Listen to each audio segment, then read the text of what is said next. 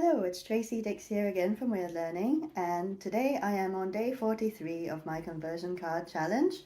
That's 54 days of powerful language patterns that convert. And let's see how well or not they convert to essay writing. So today I've got assume they are smart. Yes, you want to keep your copy reading level at a 4th grade reading comprehension level, but I don't have to tell you that you never ever talk down to your reader or make them feel stupid. You probably already know that it's the opposite, really. Assume they are as smart and savvy as you and treat them as such. Here's how to do that. Formula. You and I both know blank. I'm sure you can agree blank.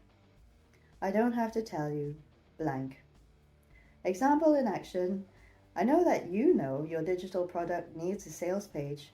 I also know it's not something you're the most excited about creating.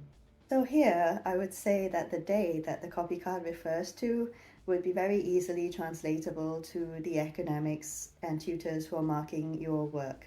And yes, you should definitely assume that they are smart because they are. So, but in what ways can you assume that academics are smart? So you'll know that they're a subject expert, which also means that they have a broad knowledge of your subject area from having completed a degree, a master's, and a PhD, probably. I mean, there's various routes to academia, but most academics are doctors. Some may even be professors if they've been immersed in the subject for a very long time within academia. They would also have a very in-depth knowledge of their specialist subject area, which is their own academic area of interest. So that is safe to assume. So from the time you start university all the way to when you're in your final year, you can assume that your academics have a very good range of knowledge when it comes to the subject areas that you're studying and the assignments you're likely to produce. However, when it comes to dissertation level, it's very likely, especially if you have chosen quite an original topic to look into, it might be the case that they won't have specific knowledge of the area that you've chosen, but it's very likely that they will have knowledge of similar areas that they can kind of apply to yours, so they can kind of make certain assumptions and feed into your research with ideas and prompts for you to kind of consider when designing your research project or thinking about your dissertation. So academics are smart in their ability to evaluate research, and this means that they're also very good at evaluating student assignments. So in terms of how you've crafted your evidence, how you conducted your research, these are all processes that academics are very familiar with. So they will be able to quite easily evaluate, how much effort you've put into your assignments, your essay writing, how much planning you've done beforehand, how well you've structured it, whether you're doing your signposting properly. So if you're trying to leave things to the last minute and kind of pull the wool over their eyes, don't, because that's not a very good strategy. You might get an okay grade out of it, but if you're aiming for a high 2-1 or first, it's worth being organized and putting the work in so that the results match your expectations.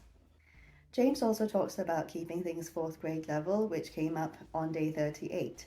So I think it's worth just discussing what the distinction is between assuming people are smart and keeping things 4th grade level, just in case there's any confusion. So I think I went into quite an in-depth discussion the other day, but in terms of keeping it 4th grade level, what he means is by avoiding too many metaphors, too many kind of creative analogies in your writing, and opting for clarity over creativity.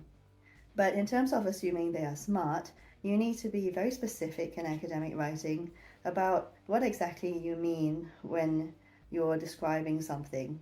So are you talking specifically about the project? Are you specifically talking about the sample size? Are you talking specifically about the researcher and what their activities are?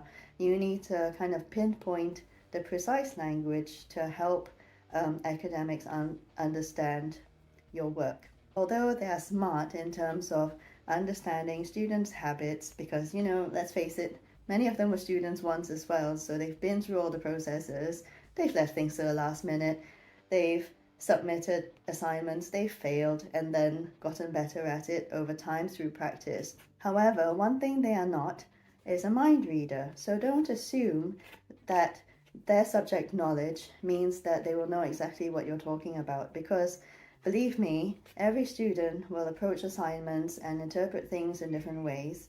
Very often you will also express things in different ways. So it's worth being very precise in your language. And if you're unsure what we mean by this, then, by all means, feel free to kind of send us a draft of your assignment and we might be able to pick little bits out of it and share it on social media just through little discussions so that you understand how to improve in future. One last thing, so my son has noticed that I've been creating videos and he's asked me if I tell my audience to subscribe. So please do subscribe if all this has been useful for you. But at the same time, of course, if it's not, then there are many other coaches out there and it's worth going and seeing who else resonates with you. My son was very keen on saying, well, it's good to give people options, mummy, and tell them to subscribe or tell them not to, but no one likes being forced into things, and of course he's absolutely right. All right then, thank you so much and see you again tomorrow.